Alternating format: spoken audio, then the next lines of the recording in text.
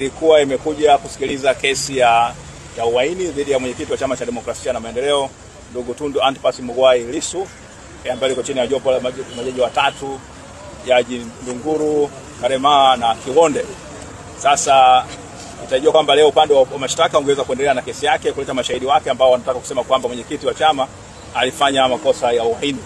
Lakini siku ya leo kwa bahati mbaya mshtakiwa ndugu mwenyekiti wa chama ndugu Tundu Antipas Mugwai Lissu akuwasilishwa mahakamani kwa kile ambacho upande wa mashtaka umedai kwamba kwa sababu za kiusalama. Lakini sisi wote tumefanikiwa kufika hapa mahakamani. Nadhani nchi yetu wa Dar es Salaam huko salama. Watu wote wameweza kusafiri, mabasi yanafanya kazi. Lakini upande wa mashtaka kwa wamesema kwamba unaomba kwamba kwa sababu za kiusalama haujaweza kumleta mwenyekiti wa Chama cha Demokrasia na Maendeleo mahakamani. Kwepo mahakamani. Na baada ya hapo upande wa mashtaka ukaomba kwamba ukaeleza mahakama kwamba wenyewe leo utakiwa uendelee na kesi yake dhidi ya mwenyekiti na utakiwa ulete mashahidi wake ambao wanatokea Songea, wengine wanatokea Iringa, watakiwa na Mbeya waweze kuja kutoa ushahidi dhidi yake. Sasa wakasema kutokana na sababu za kiusalama au mashahidi hawakuweza kuletwa, hawakuweza kutoka kusafiri kuja Dar es Salaam kwenye kesi. Kwa hiyo na wao waweze kujiandaa vizuri, kuweza kuandaa mashahidi wao hawa waweze kutoa ushahidi. Kwa hiyo kwa sababu hiyo wakawa wameomba ahirisho la wiki mbili. Kwa maana hiyo tarehe 10 leo mwezi wa 11 ukiongeza wiki mbili maana yake ni siku 14, ingekuwa maana tunazungumzia tarehe 24 au 25 ya mwezi huu.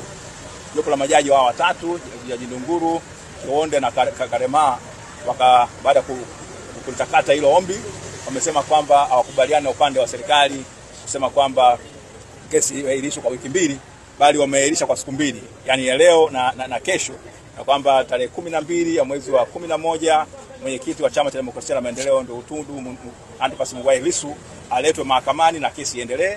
Na mahakama imeamrisha kwamba ule hati ya wito wa kumuita mahakamani itolewe na aje kwa upande wa mashtaka siku hiyo uendelee na kesi yake dhidi ya mwenyekiti. Maana yake kesi ya msingi sana. Sasa sisi tumeweza kuyaona hayo. Sasa bahati mbaya kwa sababu mwenyekiti anajiokisha mwenyewe hakuweza kuzungumza, lakini tumeona kama mahakama imeweza kutoa angalau muda kidogo ambao unaonekana ni mzuri, na kwamba siku hiyo tarehe 12 mwezi wa 11 2025 basi kesi itaendelea kwa majari wa Mwenyezi Mungu, na tunatumai kwamba umma utapenda kujua nini kinaendelea. Uhaini ambao unasemwa dhidi ya mwenyekiti kama utaweza kuwekwa wazi, na kama sio uhaini basi tuweza kujulikana mahakama itatoa uamuzi gani. Kwa hiyo tunashukuru kwamba mahakama imeweza kuona kwamba ile njia ahirisho ombi la ahirisho la wiki mbili kwa kweli ilikuwa alimtendee haki mshtakiwa ambaye hakuwa mahakamani.